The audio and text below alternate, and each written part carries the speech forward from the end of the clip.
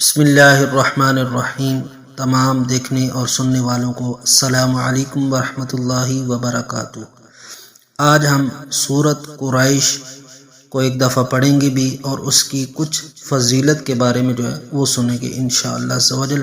पहले हम सूरत कुरैश सुन लेते हैं तजवीद के साथ, फिर हम इसकी कुछ फजीलत के बारे में बयान करेंगे। अऊज़ु बिल्लाहि मिनश्शैतानिर्रजीम। बिस्मिल्लाहिर्रहमानिर्रहीम। लिईलाफि कुरैश ईलाफिहिम रिह्लतश शिताइ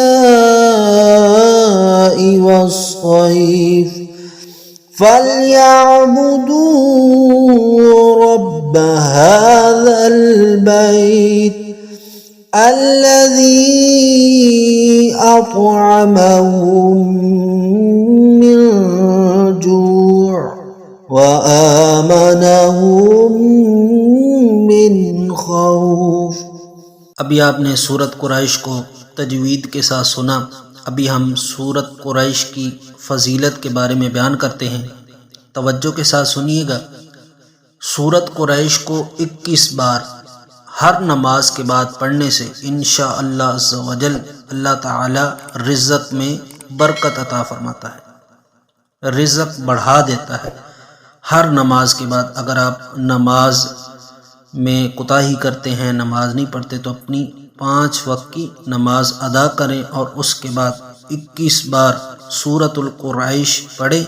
इंशाअल्लाह अज़्ज़वजल अल्लाह ताला रिज़्क़ में बरकत अता फरमा देगा। आजकल हमारे घरों में अक्सरियत जो मसला पाया जाता है वो माली हालात, बेरोज़गारी, महंगाई। तो इंशाअल्लाह अज़्ज़वजल ये अमल करें, अल्लाह ताला हमारे रिज़्क़ में बरकत अता फरमा देगा और वहाँ से रिज़्क़ देगा जहाँ से हमारा वहम व गुमान में भी नहीं होगा। अगर आपको हमारी ये वीडियो अच्छी लगी है तो इसको लाइक कर दें और आगे शेयर कर दें।